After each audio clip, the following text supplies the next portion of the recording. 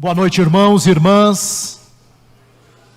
Esse boa noite parece aquele boa noite que ninguém jantou, ninguém tomou aquele cafezão da tarde. Boa noite, irmãs e irmãos.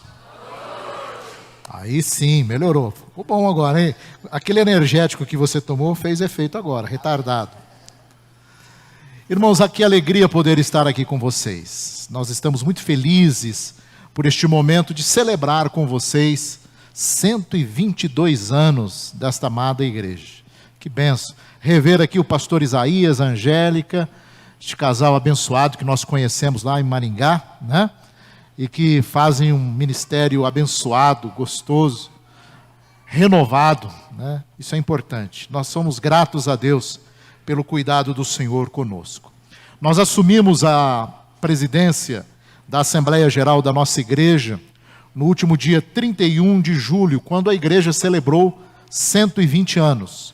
Nós tivemos a Assembleia Geral lá em Sorocaba e assumimos a igreja. Faz cento e poucos dias que nós estamos à frente da igreja e todos esses finais de semana nós estamos pregando em alguma igreja, visitando alguma comunidade. Eu tenho estado muito feliz, muito satisfeito em poder ver como Deus tem agido na nossa igreja. Isso é bênção de Deus, é cuidado de Deus sobre nós. Durante a campanha, eu sei que os irmãos não conhecem aqui, mas durante a campanha eleitoral da igreja, porque a igreja tem uma campanha eleitoral, nós ouvíamos muitas pessoas falando, porque a IPI já é uma igreja ultrapassada, a IPI é uma igreja antiga, ela precisa mudar algumas coisas. E nós fomos eleitos com uma proposta de renovação. Inclusive a nossa chapa, que foi eleita, se chamava Renove. Era um chamado para a igreja para nós nos renovarmos. A igreja, ela tem a sua tradição, a sua riqueza histórica. Isso é bênção de Deus. Vocês estão fazendo 122 anos de uma história maravilhosa nessa cidade. Mas a história por si só, ela não se sustenta. Quem vive de história é museu, não é essa a lembrança? A história por si só, ela não se sustenta. Ela nos ajuda a projetar o futuro. Ela nos ajuda a olhar o que vem. A gente olha para trás, vemos o que os nossos pais e pioneiros fizeram, o que eles acertaram, o que eles erraram, e nós temos que aprender com a história para avançarmos. Vivermos no passado não resolve. Por isso, como igreja de Jesus, nós somos desafiados e somos chamados a olharmos para a nossa história. Não podemos desprezá-la. Não podemos virar as costas para a nossa história. Nós temos que relembrá-la.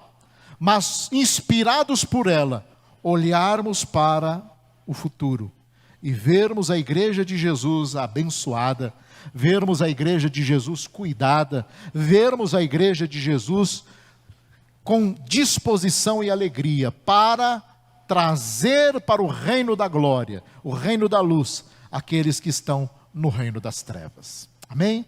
Essa é a nossa tarefa, esse é o nosso objetivo, e por isso nós louvamos e bendizemos o nosso Senhor em poder estar com os irmãos. Muito feliz, a Luciana já foi apresentada, está aqui comigo. Nós temos 2 filhos, a minha filha mais velha mora nos Estados Unidos com o meu genro e a minha neta, a Vivian. E essa semana ela vai completar 8 anos, né? A gente já fica com saudade, né? Eles já estão lá há 4. E em janeiro vem o Mateu, que é o meu neto, né? Lá nos Estados Unidos também. A gente vai ser obrigado a ir para lá, fazer esse sacrifício, né? Para conhecê-los. Mas damos graças a Deus pelo cuidado dele. E o outro, meu filho, Vincenzo, mora com a gente lá em Maringá, está estudando na universidade. Quando eu venho aqui para essa região, e eu tenho estado aqui na região, Deus tem me abençoado. Domingo passado eu estive em Agudos, né? Preguei lá em Agudos, hoje preguei em Botucatu, estou pregando aqui. Em dezembro estarei em Lençóis, já tenho convite para Avaré, então estou presente aqui. Mas vir para a região também é algo importante porque é uma volta às origens.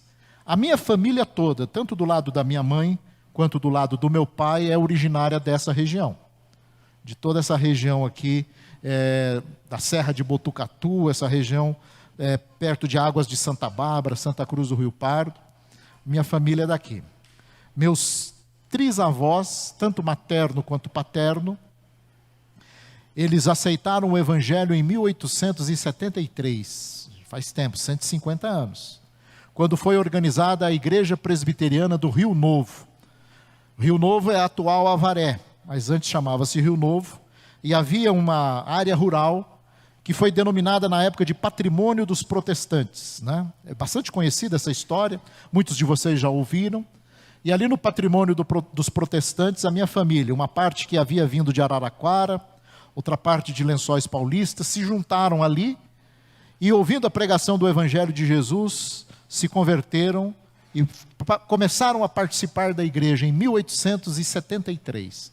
A igrejinha no Patrimônio dos Protestantes, que depois foi chamada de Cachoeirinha do Avaré, que é a nossa congregação que está lá na Barra Grande hoje, e bastante de vocês conhecem. Minha família toda nasceu ali, se converteu ao Evangelho, e o meu bisavô paterno, que veio da Itália, por isso o sobrenome Gini, né, italiano, veio da Itália, ele se estabeleceu em Tatuí, e de Tatuí então ele veio para Avaré. E aqui em Avaré nasceu o meu avô paterno, meu avô materno também nasceu em Avaré, ou seja, temos raízes aqui na região. Eu não nasci aqui, nasci no Paraná, porque fizeram depois aquela saída, né, para o Paraná, mas louvo a Deus de poder estar aqui, porque sinto de volta as origens, né? Isso é bom, isso é bênção de Deus, é graça e é misericórdia de Deus sobre a nossa vida. Eu queria meditar com vocês nessa noite festiva, na carta de João a carta de João às igrejas da Ásia, que também é chamado de Revelação, chamado de Apocalipse. No capítulo 1, eu quero ler a saudação, essa primeira parte, que nós temos do verso 1 até o verso 8. Apocalipse capítulo 1, do 1 ao 8. Eu vou ler na nova versão Almeida e atualizada, e vocês podem acompanhar a leitura. Revelação de Jesus Cristo, a qual Deus lhe deu, para mostrar aos seus servos as coisas que em breve devem acontecer, e que ele, enviando o seu anjo, deu a conhecer ao seu servo João, que atestou a palavra de Deus e o testemunho de Jesus Cristo quanto a tudo o que viu. Bem-aventurado aquele que lê, e bem-aventurados aqueles que ouvem as palavras da profecia e guardam as coisas nela escritas, pois o tempo está próximo. Vamos repetir essa palavra? O tempo está próximo.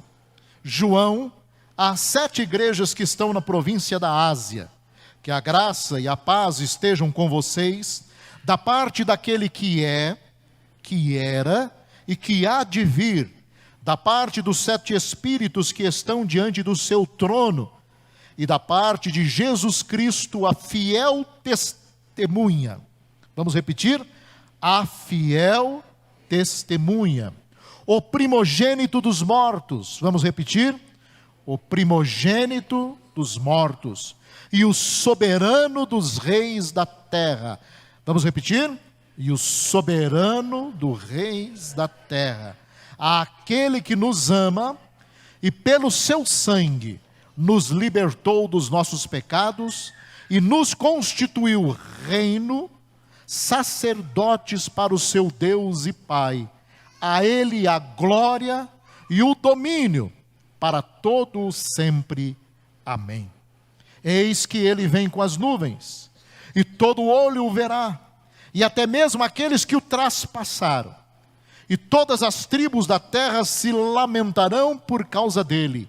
Certamente, amém.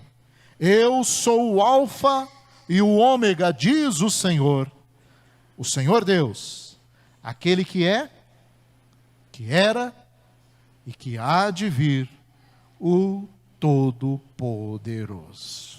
Amém? Que palavra linda essa introdução do Apocalipse de João.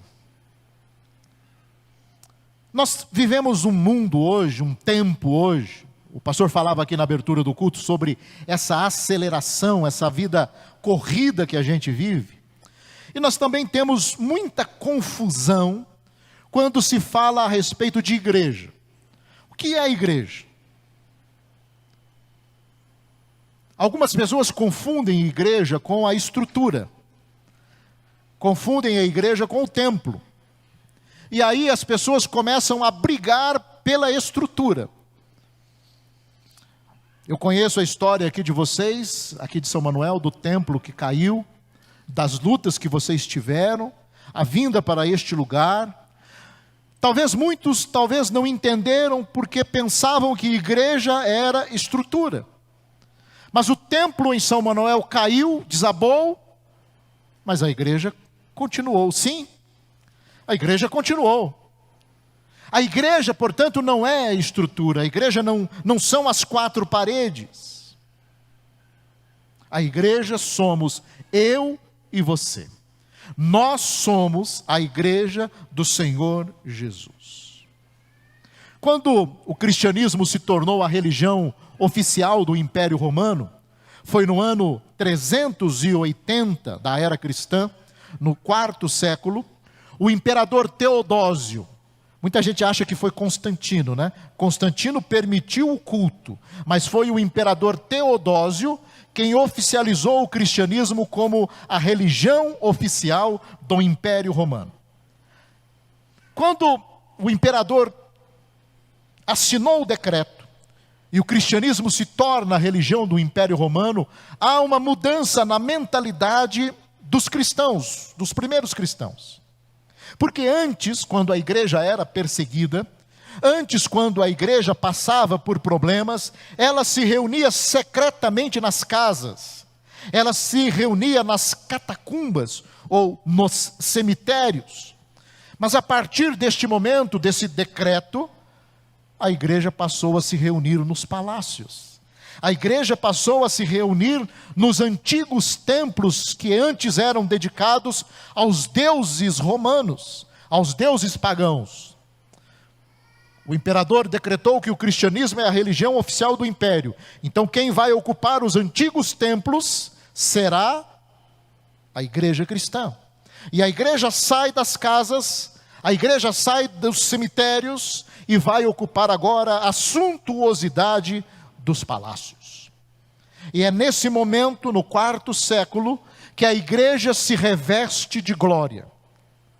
Os cristãos que antes eram perseguidos, e vocês conhecem a história do cristianismo, os cristãos que foram mortos à espada, os cristãos que foram jogados aos leões no Coliseu em Roma, os cristãos que eram considerados aqueles que conturbavam o império, já deixaram de ser perseguidos. E agora esses cristãos estão acomodados e pensando, puxa, que bom. Porque agora nós não estamos mais disputando para ser comida de leões. Nós agora temos um palácio para nós cultuarmos. Nós temos uma igreja suntuosa para nós cultuarmos. Que beleza, que maravilha! E a igreja se vestiu de glória. Olha que interessante. A igreja, inclusive, copiou o mesmo sistema do império. O Império Romano possuía a figura do imperador. O imperador é aquele que se vestia de glória. O imperador é aquele que se vestia com roupas pomposas. E o pastor de Roma, o presbítero de Roma, o bispo de Roma, começou a se vestir igual, com aquelas roupas suntuosas imitando o imperador. E o culto da igreja passou a ser um culto muito parecido com o antigo culto que se fazia à figura do imperador. Tanto é que com o passar do tempo, já no século VI, o bispo de Roma começa a ser chamado de papa, ou de papai, numa expressão em latim. Essa relação com a vida cristã, a vida da igreja, com a suntuosidade do palácio, com a suntuosidade daquilo que o mundo da época podia oferecer. Na Idade Média, houve um grande movimento na igreja que era o movimento de construção das catedrais. A Idade Média é marcada por esse grande movimento.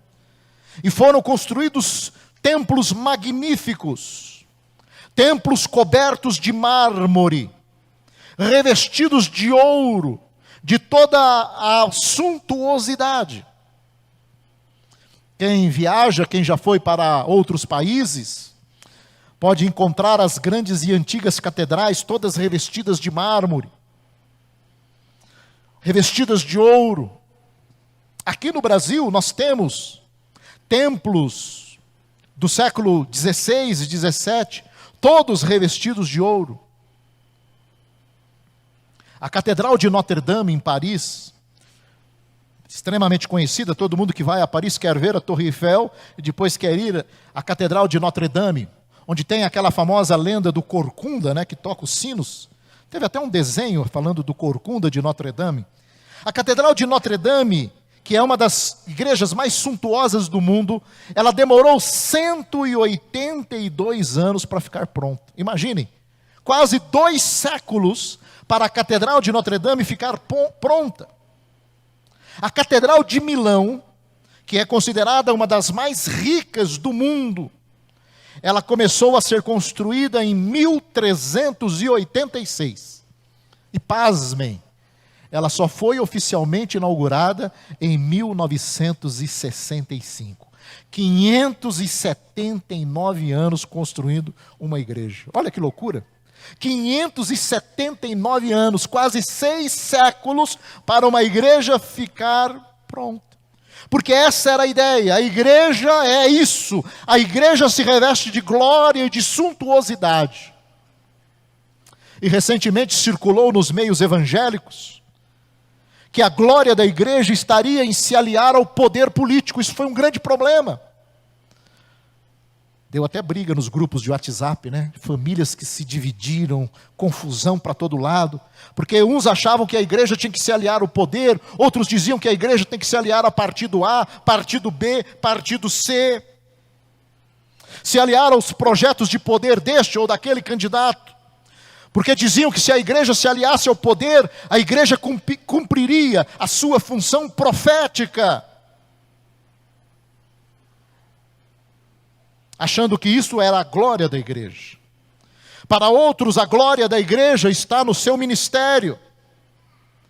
A glória da igreja talvez esteja na quantidade de membros. Talvez a glória da igreja esteja na expressividade dos seus cultos. Ou então, a glória da igreja na realização dos seus serviços sociais. Como eu disse na introdução, há muita confusão quando falamos a respeito da glória da igreja. Contudo, irmãos, quando lemos o Apocalipse, quando lemos a carta escrita chamada de revelação, como Deus se revela para dizer como serão as últimas coisas, nós vamos encontrar de forma bem clara e de forma bem correta, como Deus revela para nós, como é a glória da igreja. Tem muita gente que lê o Apocalipse e acha que o Apocalipse é um livro de tragédias. Tem gente que tem até medo de ler o Apocalipse. Pastor, eu não gosto de ler o Apocalipse não, porque o Apocalipse fala de dragão, fala de besta, fala de falso profeta, fala de 666, é uma confusão o Apocalipse. Eu não gosto de ler o Apocalipse, só fala de tragédias. Mas o Apocalipse é o testemunho da glória da igreja de Cristo. O Apocalipse é o testemunho da glória da igreja do Senhor Jesus. Por isso é preciso, irmãos e irmãs, que compreendamos, por intermédio do Apocalipse, como Deus vê a sua igreja, como Deus vê a sua noiva. O Apocalipse é importante para que nós possamos, então, ter diante de nós um descortinamento. A palavra Apocalipse significa isso, revelação. É algo que se descortina diante de nós, para nós entendermos os mistérios de Deus, a graça de Deus. E o Apocalipse não é um livro para o porvir. Tem muita gente que acha. As profecias do Apocalipse vão se cumprir. Não. As profecias do Apocalipse estão se cumprindo desde quando João escreveu as cartas. Porque o Apocalipse é um livro prático. O Apocalipse é um livro para a igreja. O Apocalipse é um livro que leva a igreja a entender quem ela é. Por isso o Apocalipse é uma exortação à fé, à paciência, é uma exortação à oração, à vigilância, a nós olharmos para a igreja de Jesus e entendermos quem de fato nós somos como igreja de Jesus. No Apocalipse, Cristo se revela para João, numa visão extraordinária, numa epifania. Uma epifania, ou seja, Deus se revela a João. João está exilado na ilha de Patmos.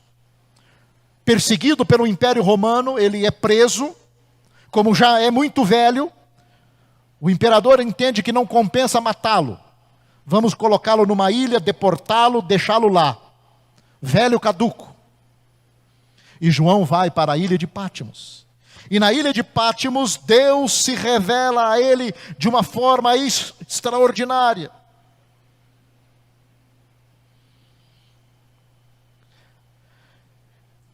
E Jesus manda João escrever a carta e mandar às igrejas.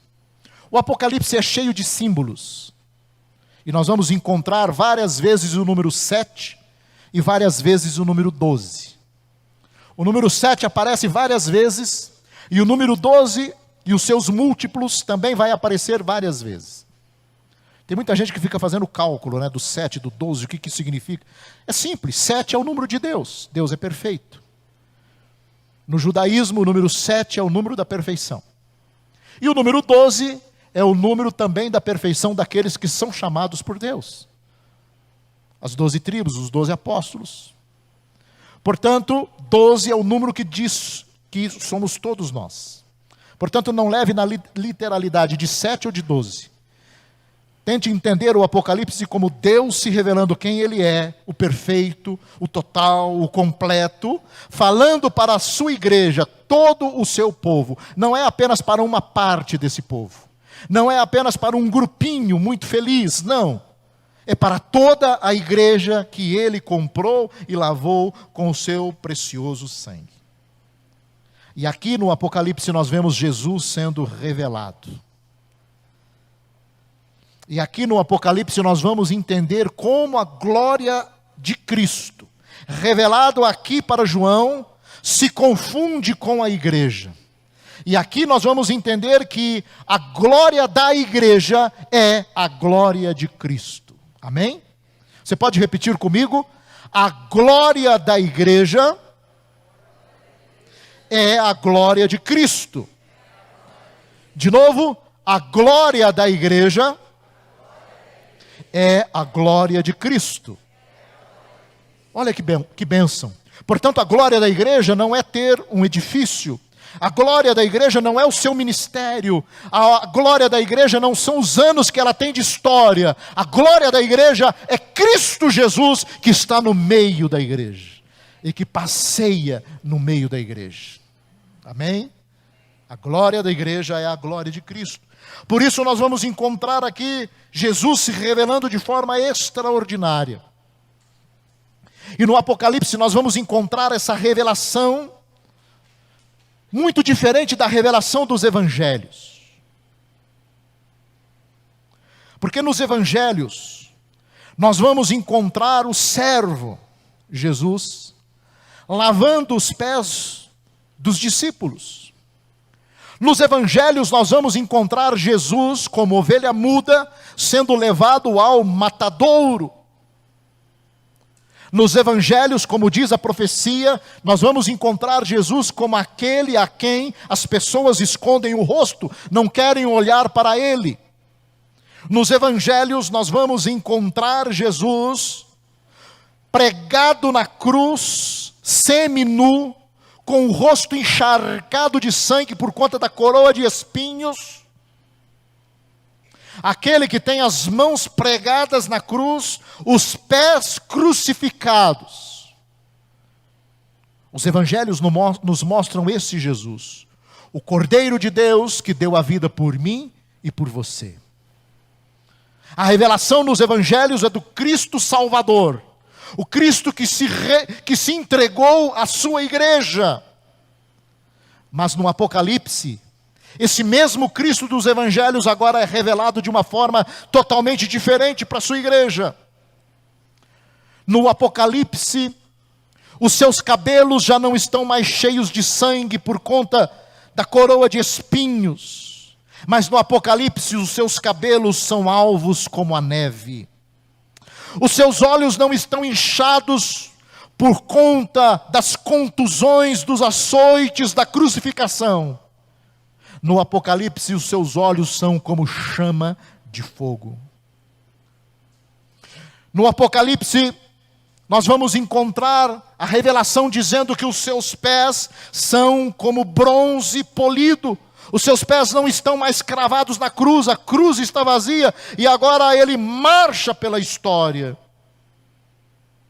Sua voz não está mais rouca, gritando Eloi, Eloi, lama sabachthani, Deus meu, por que me desamparou? A sua voz não está mais desesperada, mas o Apocalipse diz, a sua voz é como a voz de muitas águas.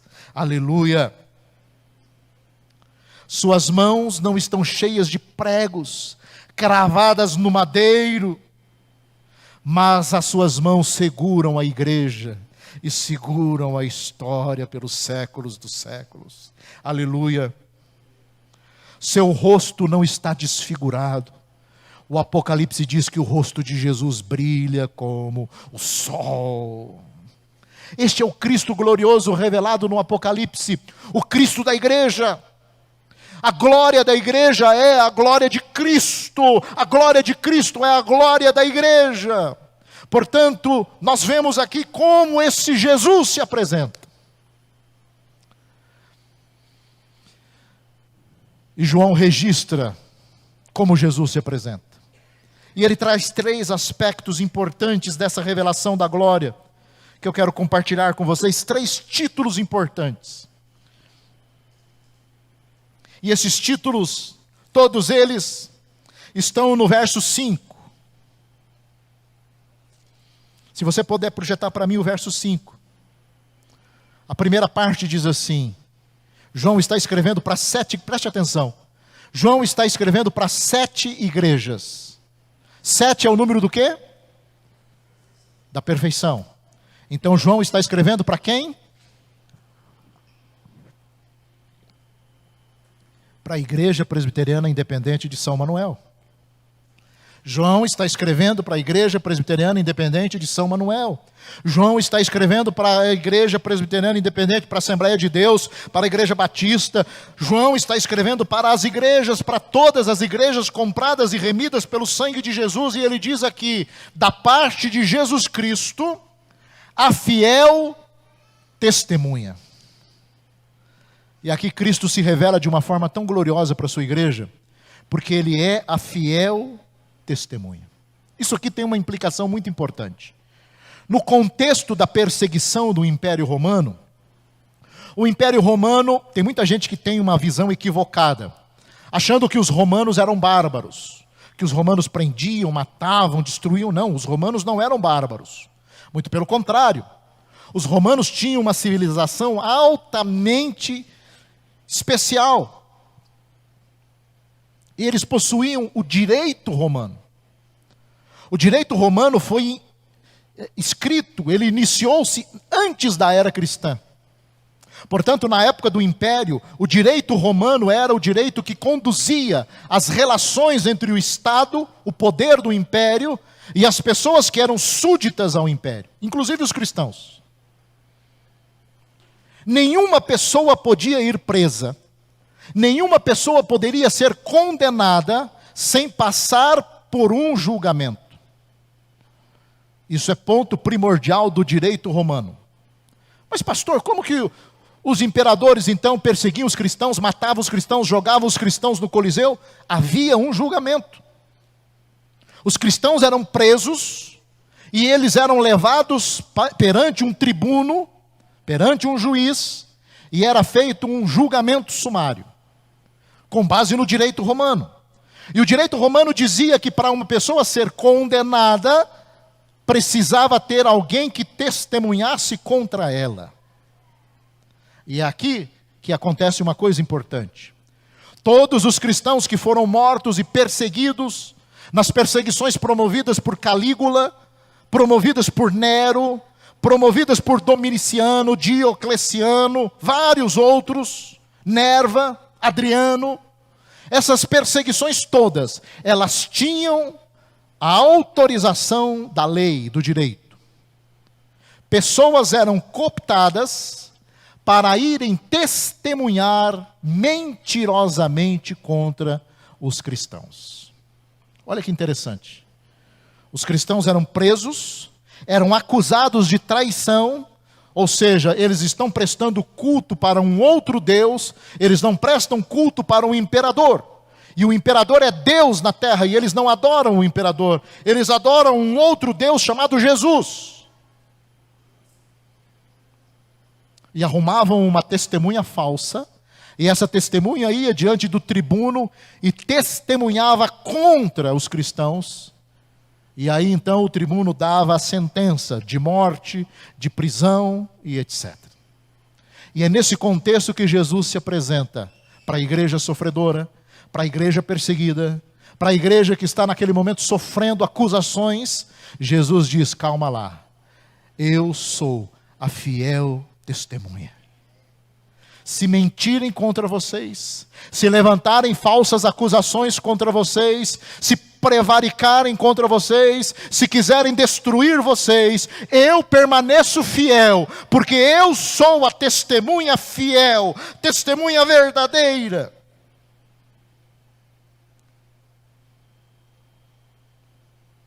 Jesus testemunha em favor da sua igreja, amém?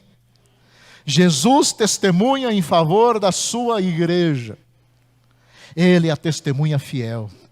Por isso o apóstolo Paulo escreve: nenhuma condenação há para os que estão em... Porque ele testemunhou por mim. Ele testemunhou por você. A testemunha fiel e verdadeira se levanta pela igreja e testemunha pela igreja. A glória da igreja está em Cristo ser a fiel testemunha. Quando eu era garoto, acredito que muitos de vocês aqui tenham ouvido aquelas pregações escatológicas, aquelas pregações que davam medo na gente, né? Eu, quando era garoto, ouvia essas mensagens, ficava com medo, enfiava a cabeça debaixo do banco da igreja. E o pastor pregava, porque lá no dia do juízo final, acho que vocês já ouviram isso, lá no dia do juízo final, vai ter um telão lá no céu. Já ouviram isso? Já ouviram? Sim ou não? Sim. No dia do juízo final, vai ter um telão lá no céu, e os seus pecados, a sua vida toda vai ser mostrada naquele telão. E eu falava: meu Deus, adolescente, né? Jesus, se minha vida aparecer lá, eu estou frito, o que vai acontecer comigo? E era aquela mensagem assim, acusatória, né? Vai mostrar todos os seus pecados, o supremo juiz vai te julgar, e você vai ser condenado pelos seus pecados. Mas um dia, lendo a palavra de Deus, eu percebi que Ele é a fiel testemunha, e Ele já testemunhou em meu favor. Nós, os crentes em Cristo, nós, a igreja do Senhor Jesus, nós não passaremos por este julgamento. Porque naquele dia o Senhor Jesus vai dizer para mim e para você: eu os conheço, vinde benditos de meu Pai, possuí por herança o reino que vos está preparado desde a fundação dos tempos. Aleluia. Naquele dia o justo juiz olhará para nós e o Senhor Jesus vai dizer: eu testemunho em favor dele, eu já o comprei, eu já o remi, eu já o salvei com o meu precioso sangue na cruz do Calvário, ele é meu. Aleluia. A fiel testemunha, que testemunha em nosso favor. Nenhuma condenação há para os que estão em Cristo Jesus, aleluia. Ele nos comprou, nos remiu. E João, quando vê aquela multidão imensa, João pergunta para o anjo: quem são estes de brancos vestidos? E o anjo responde: esses são os que lavaram as suas vestes no sangue do Cordeiro. Aleluia. Essa é a glória da igreja, ter a fiel testemunha para dizer para você, meu irmão, que você já venceu o pecado, que não há nenhuma condenação para você, porque você está em Cristo Jesus. Aleluia. Mas João continua apresentando Jesus, e Jesus aparece aqui como o primogênito dos mortos. Que mensagem extraordinária. A igreja estava sendo perseguida, a igreja estava morrendo, e Jesus diz aí, calma, eu morri na frente. Calma, eu morri primeiro. Eu sou o primogênito dos mortos. Que visão maravilhosa que Jesus dá à sua igreja. Essa é uma palavra confortadora, de ânimo. Essa palavra não significa que Jesus morreu primeiro de que todos, porque outros profetas morreram. João Batista morreu primeiro que Jesus, não é? Mas por que Jesus se apresenta como o primogênito dos mortos? Porque Jesus venceu, ele morreu, ele desceu ao inferno, ele tomou as chaves da morte do inferno, e ele ressuscitou, aleluia, e agora todos nós que morremos em Cristo, nós ressuscitaremos com ele, porque ele é o primogênito dos mortos. Por isso, meu irmão, não fique preocupado com aquele que pode te matar o corpo. Preocupe-se com aquele que pode matar a alma, que é o diabo, que é o nosso adversário. Cristo já ressuscitou. Ele é o primogênito dos mortos. E Ele está dizendo que na sua glória a igreja ressuscita com Ele. Oh, glória a Deus. A igreja ressuscita com Ele. Hoje pela manhã, eu recebi uma ligação do pastor Edson de Dourados, da nossa igreja de Dourados. O pastor Alessandro, que é o pastor auxiliar da igreja, tem um filhinho de 11 anos, um filhinho especial, síndrome de Down. E ele tinha um problema no joelho, uma infecção no joelho, de um tombo que caiu há muito tempo atrás. Um garotinho na pré-adolescência, 11 anos.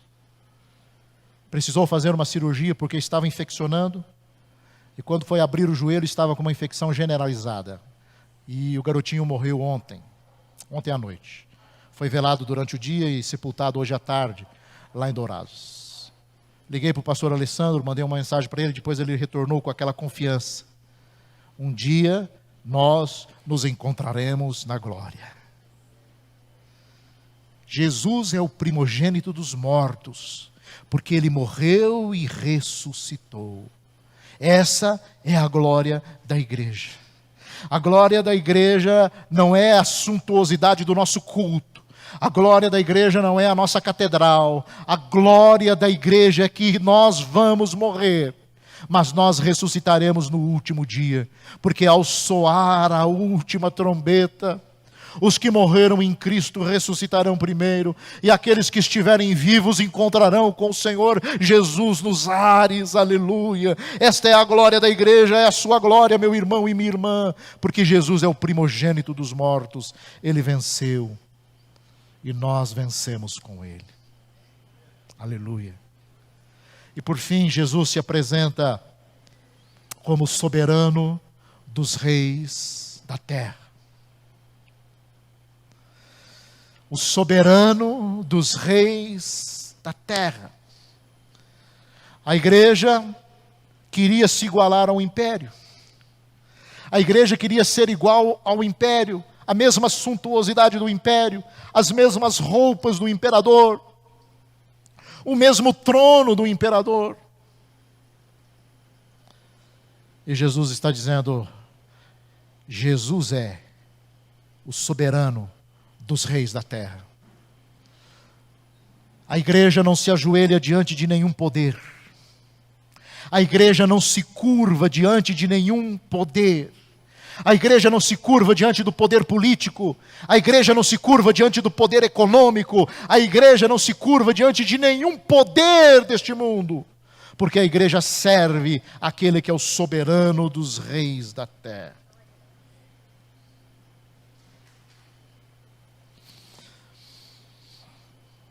O apóstolo Paulo, escrevendo aos Filipenses, ele vai dizer o seguinte: este Senhor,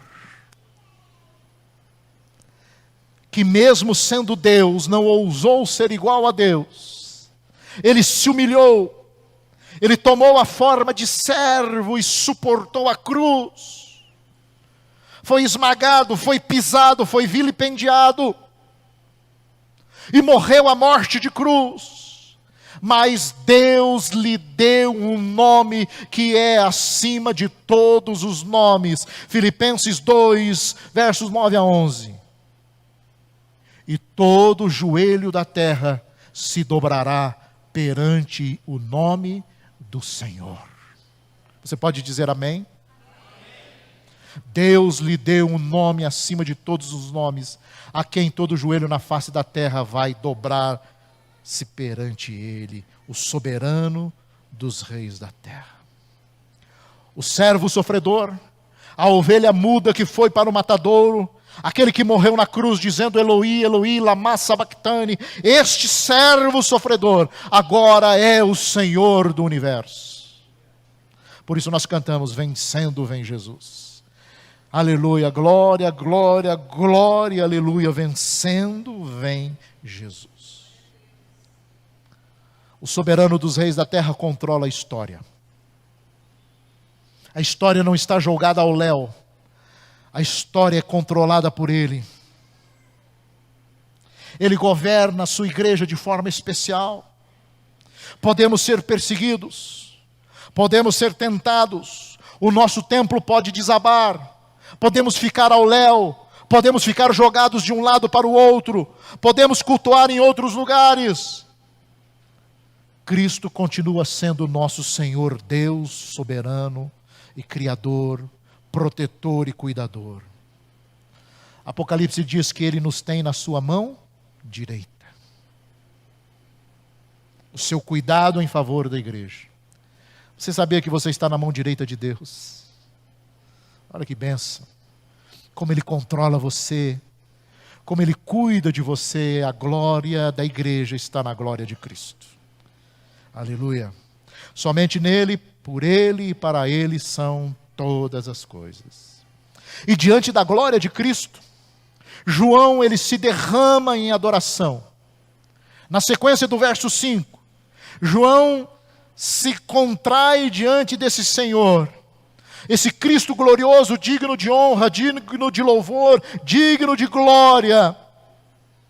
E João conclama agora a igreja a louvar este Cristo glorioso. E João dá 3 motivos rapidinhos. E João diz, aquele que nos ama. O primeiro motivo para nós agradecermos e adorarmos ao Senhor é porque Ele nos ama. E veja o verbo. O verbo não diz Ele nos amou. O verbo diz Ele nos está no presente. Ele nos ama agora, neste momento. Ele nos ama. Ele nos ama como a fiel testemunha, testemunhando perante o Pai por você. Ele nos ama como o primogênito dos mortos que morreu e ressuscitou para que nós morrêssemos e ressuscitássemos com Ele. Ele nos ama como Rei soberano que cuida da nossa vida e da nossa existência. E em segundo lugar, essa glória é exaltada porque pelo seu sangue Ele nos libertou dos nossos pecados. Pelo seu sangue Ele nos libertou dos nossos pecados. A redenção na cruz foi completa. Por isso a última expressão da cruz, a última palavra da cruz é: está consumado. Acabou. Ele venceu. Ele nos remiu, Ele nos comprou pelo seu sangue. Antes éramos dignos de toda condenação. Estávamos condenados ao inferno. Mas Ele nos tirou do charco de lodo e perdição e nos firmou os pés sobre a rocha. Ele nos libertou dos nossos pecados pelo seu sangue. Você tem alegria no perdão? Pastor, mas eu sou pecador. Eu também sou, todos nós pecamos. Mas quando pecamos, temos um advogado diante do Pai. E quando pecamos, chegamos diante dele e dissemos: Senhor, pequei. Se confessarmos os nossos pecados, Ele é fiel e justo para nos perdoar os pecados e nos purificar de toda injustiça. Ele nos libertou do poder do pecado. E por fim, Verso 6. E nos constituiu reino, sacerdotes para o seu Deus e Pai. A ele a glória e o domínio pelos séculos dos séculos. A igreja não foi amada, libertada do poder do pecado, glorificada por Cristo, para que a igreja ficasse fechada dentro de 4 paredes. A nossa salvação é muito mais do que sermos libertos do inferno e irmos para o céu.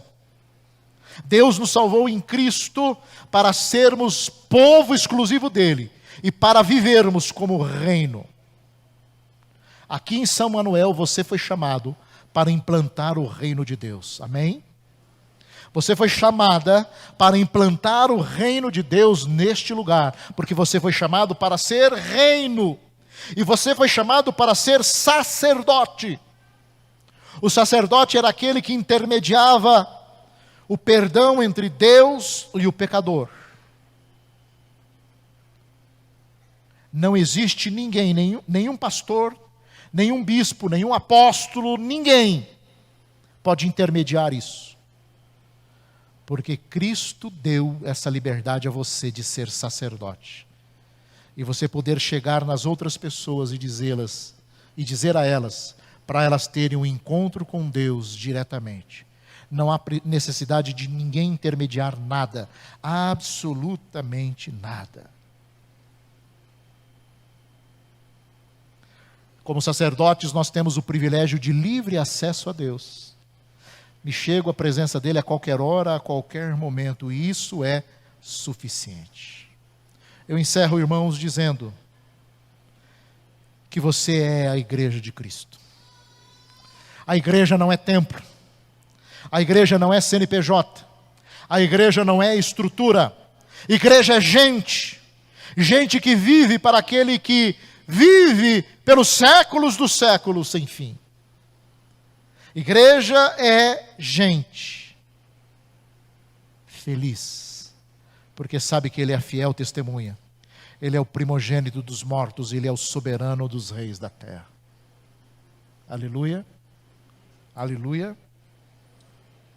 Atente para a glória do seu Salvador e para o grande amor que Ele tem por você. Mesmo nas suas lutas e aflições, nas dificuldades da sua vida, Ele lhe chamou para ser igreja. E se você ainda não é igreja, nessa noite, você é convidado para vir ser igreja. A glória da igreja é a glória de Cristo. Cristo está presente conosco. Você crê nisso? Vamos ficar em pé.